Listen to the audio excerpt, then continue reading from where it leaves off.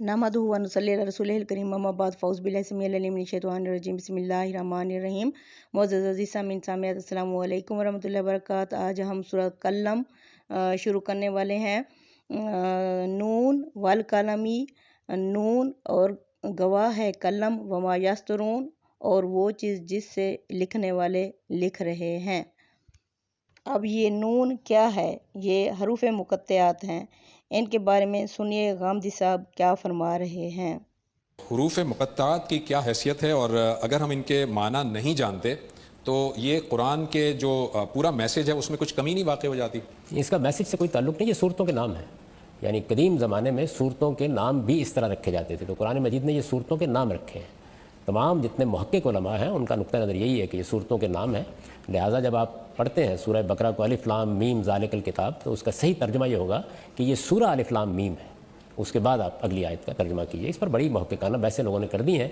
ये नाम किस उसूल पर रखे गए, इस पर मेरे नज़दीक सबसे ज़्यादा जो करीने क्यास नज़रिया है वो हमारे बर्र सगीर के एक मुहक्किक आलिम इमाम हमीदुद्दीन फ़राई का है कि कदीम ज़माने में असल में जो अल्फ़ाबेट्स हैं, हरूफ हिजा हैं, ये असल में चीज़ों की अलामत होते थे। यानी जब ये अल्फ़ाबेट्स बने हैं तो वो जो चीज़ें थीं जिनकी ये अलामत होती थी, चुनांचे हिब्रियों में ऐसे ही है, इब्रानी ज़ुबान में वो चीज़ें जिनकी अलामत थी आम तौर पर उसका जिक्र होता है सूरह के अंदर, तो उसकी मुनासबत से नाम रख लिए जाते हैं। उसकी एक बड़ी वाज़ेह मिसाल सूरह नून है। उसमें चूँकि हज़रत यूनुस के मछली के पेट में जाने का जिक्र हुआ है, तो नून कदीम ज़माने में मछली की सूरत में लिखा जाता था और नून मछली ही को कहा भी जाता था। कुरान मजीद में ये लफ्ज़ इसी मानी में आया भी है। तो ये हरूफ मुक़त्तआत क्या है? ये असल में अल्फ़ाबेट्स हैं और ये उन अलामतों पर दलालत करते हैं जिनकी बुनियाद पर ये बनाए गए थे। और चूँकि सूरह में किसी न किसी पहलू से उसका हवाला होता है तो ये कर दिया जाता है। अरबों का नाम रखने का ज़ौक़ भी यही था। आप देखिए ना, मसलन सूरह बकरा, तो बकरा का क्या मानी है? गाय। क्योंकि उसमें गाय का वाक़या आया है तो उसका नाम बकरा रख दिया। तो ऐसे ही मछली का वाक़या बयान हुआ है तो उसका नाम सूरह नून रख दिया। तो ये नाम है सूरतों के, ये कोई चीज़तान नहीं है। यानी कि ये सूरह नून है, कलम गवाही देता है और जो कुछ लिखने वाले उससे लिख रहे हैं। अब लिखने वाले क्या लिख रहे हैं? यानी इस वक्त भी लिख रहे हैं। इससे ज़ाहिर है कि कुरान मजीद है, ये भी कलम से लिखा गया है और इससे पहले के सहीफ़े भी कलम ही के ज़रिए से महफूज किए गए। इससे अंदाज़ा होता है कि अल्लाह ताला ने यानी किस तरह तालीम सिखाई और किस तरह इसका इंतज़ाम किया, जो कि तौरात, इंजील, ज़बूर और कुरान की सूरत में अल्लाह ताला की तरफ से ये सब कुछ दिया गया। इनके मज़ामीन, पेशीन गोइयाँ और तलीमात सब गवाही देते हैं कि जिस तरह तौरात, इंजील और ज़बूर के पेश करने वाले कोई दीवाने नहीं थे, उसी तरह कुरान भी अपने मज़मून की अज़मत, बुज़ुर्गी और बरतरी और असलूब की गैर मामूली कुदरत और बेमिसल बलागा से गवाही दे रहा है कि इसका पेश करने वाला भी कोई काहिन नहीं है, ना ही शायर है, ना ही दीवाना है। उस्ताद इमाम लिखते हैं, कुरैश के लीडरों की समझ में ये बात किसी तरह नहीं आती थी कि आप जिस अजाब से उनको डरा रहे हैं, खबरदार कर रहे हैं, इस जज्म व यकीन के साथ किस तरह आप खबरदार कर रहे हैं कि गोया उसको अपनी आंखों से देख रहे हों। आखिर वो किधर से आएगा?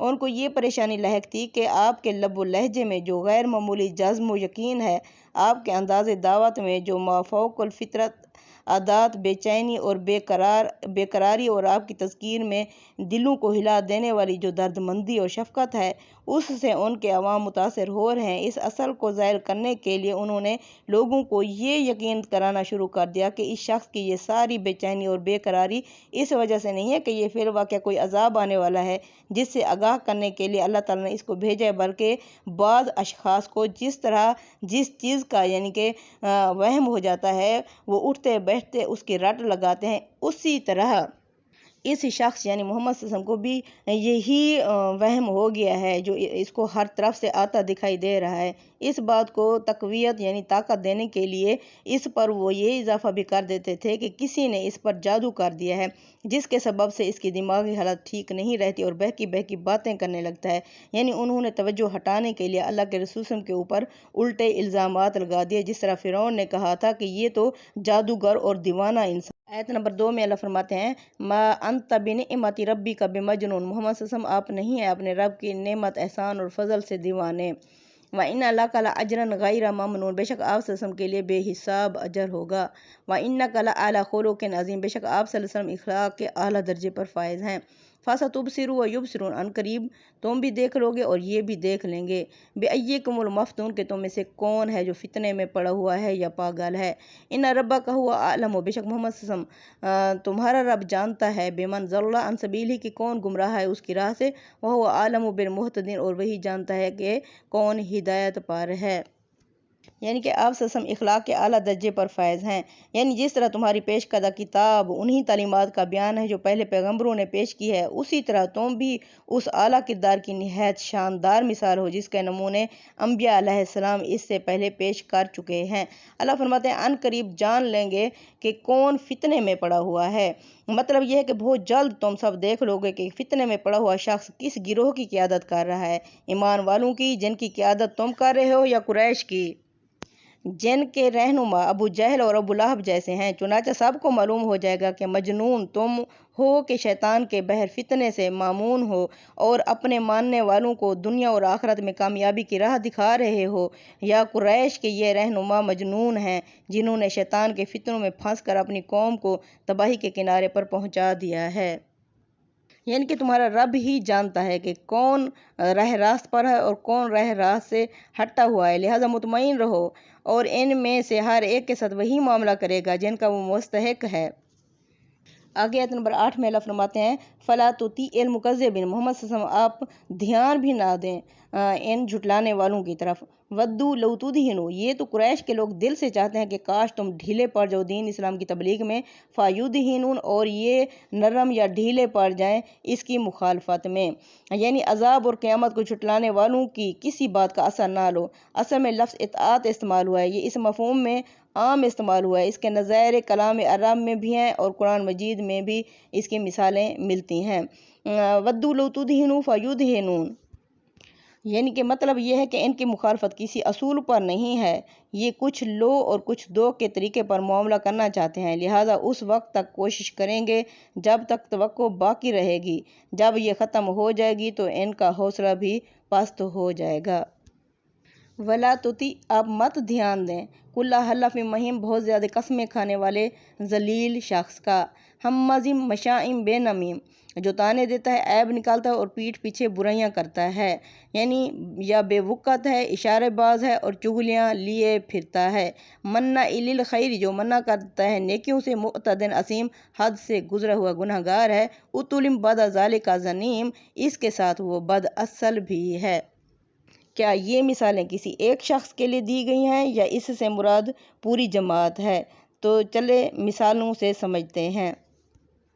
यानी ये सहब खल्क अज़ीम के मुकाबले में, मोहम्मद सल्लल्लाहु अलैहि वसल्लम के मुकाबले में किसी ख़ास शख्स का नहीं बल्कि कुरैश की पूरी क़यादत का किरदार बयान हुआ है, जिसका मुज़ाहरा इस्लाम और पैगम्बर की मुखालफत में वो शब व रोज़ यानी दिन रात कर रहे थे।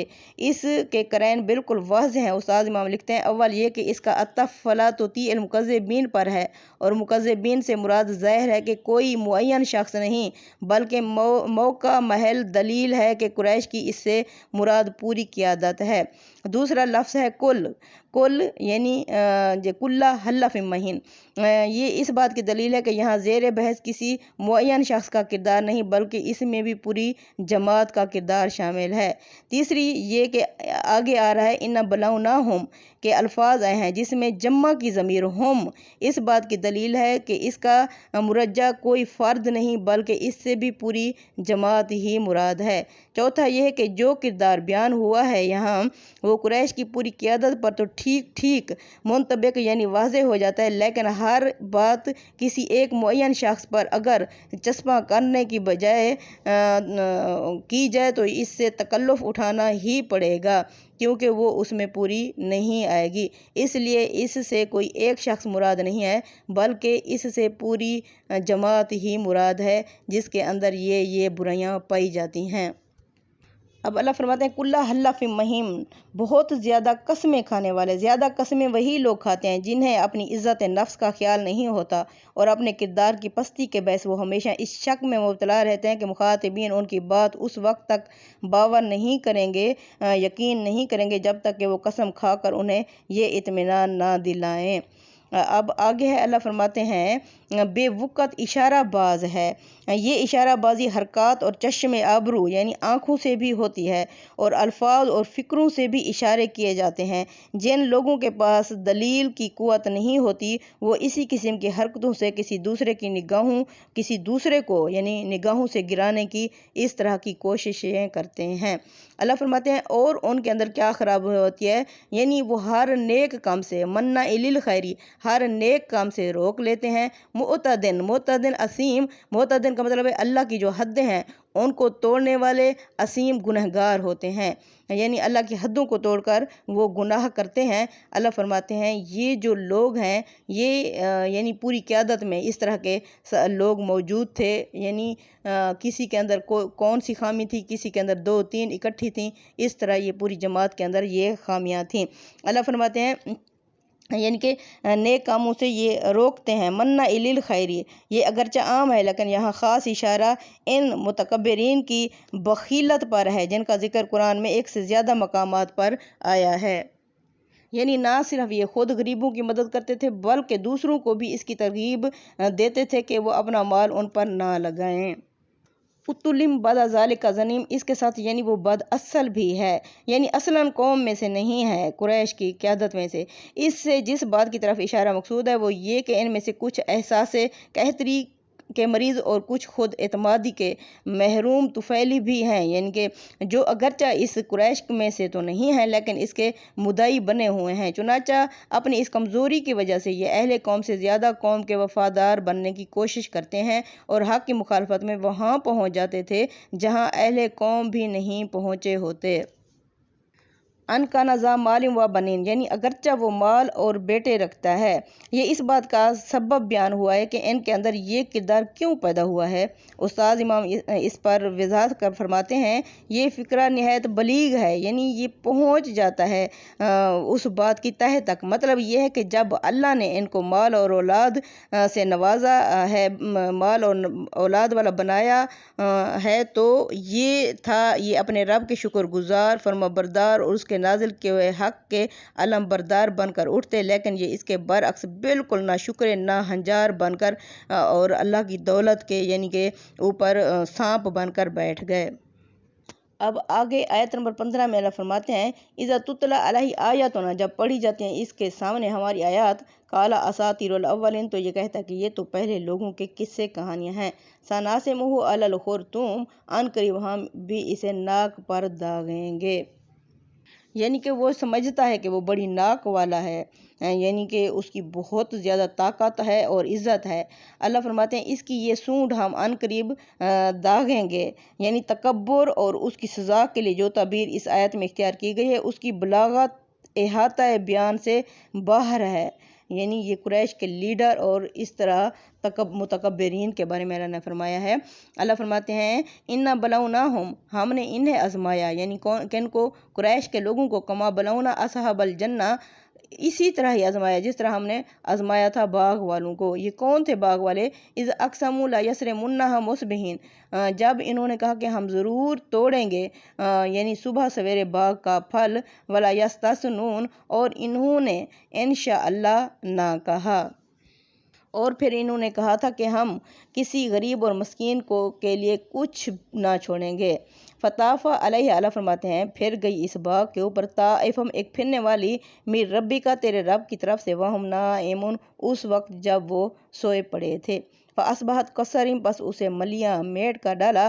فتنادوا مصبحین، جب یہ اٹھے تو ایک دوسرے کو پکارنے لگے صبح سویرے، نغدو، او چلو، علی حرثکم، تم اپنی کھیتی کی طرف، ان کنتم صارمین، اگر تم پھل توڑنا چاہتے ہو۔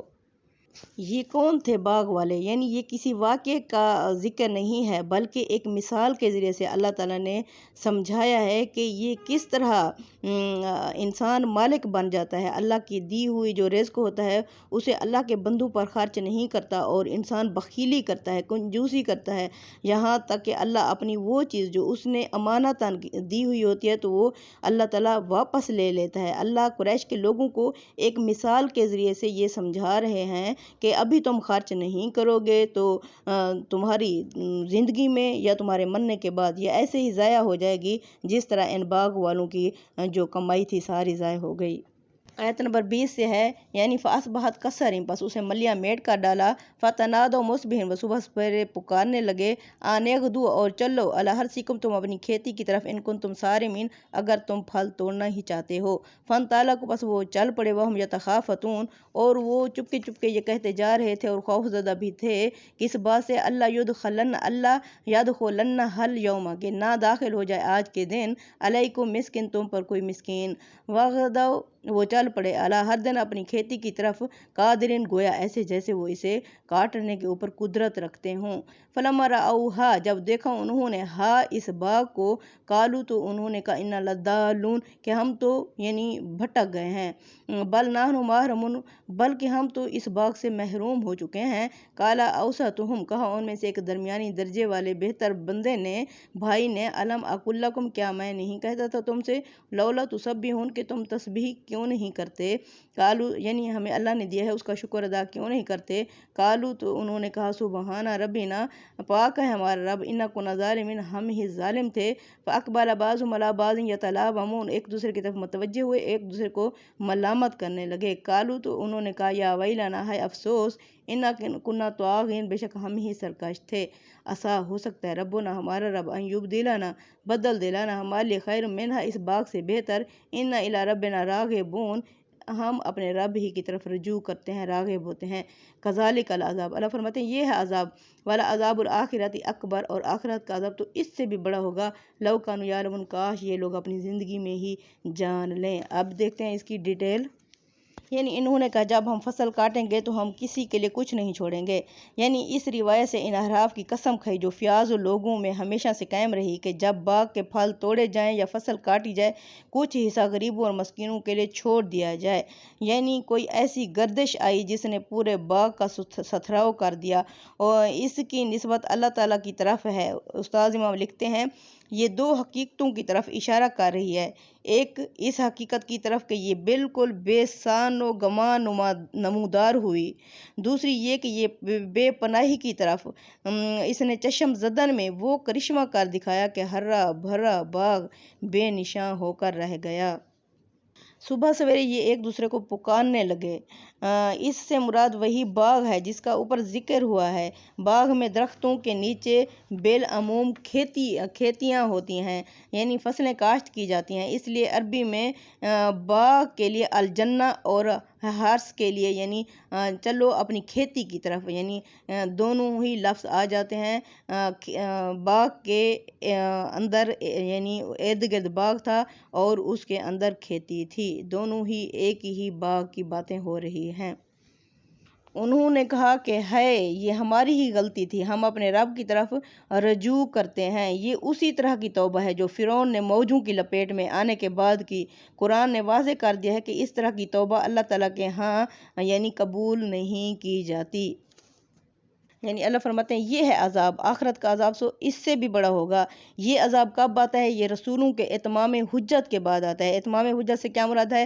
جب رسول اچھی طرح اللہ کا دیا ہوا پیغام اپنی امت کو پہنچا دیتے ہیں، پھر امت کے لوگ کہتے ہیں انا بما ارسلتم بہ کافرون، جو کچھ تم لے کے آئے ہو رسولو ہم اس کا انکار کرتے ہیں، جب یہ اعتراف جرم کر لیتے ہیں تو اللہ تعالیٰ کی طرف سے ان کے اوپر فرد جرم عائد کر دی جاتی ہے، یعنی اللہ کی طرف سے قوم پر عذاب آ جاتا ہے، یہ عذاب ہوتا ہے دنیا کا۔ اللہ فرماتے ہیں یہ رسولوں کے ہوتے ہوئے آتا ہے، ان کے اتمام حجت کے بعد، کیونکہ جب وقت کا رسول زمین پر موجود ہوتا ہے تو اللہ کی حکومت چل رہی ہوتی ہے، تو اللہ کو پتہ ہوتا ہے کہ اب ان کے اندر کوئی رمق باقی ہے ایمان قبول کرنے کی یا بالکل خالی ہو چکے ہیں، جب وہ اعتراف کرتے ہیں تو اللہ کی طرف سے عذاب دیا جاتا ہے، یا آسمانی عذاب آتا ہے، اگر رسول کے ساتھ جماعت موجود ہو تو مومنوں کے ہاتھوں سے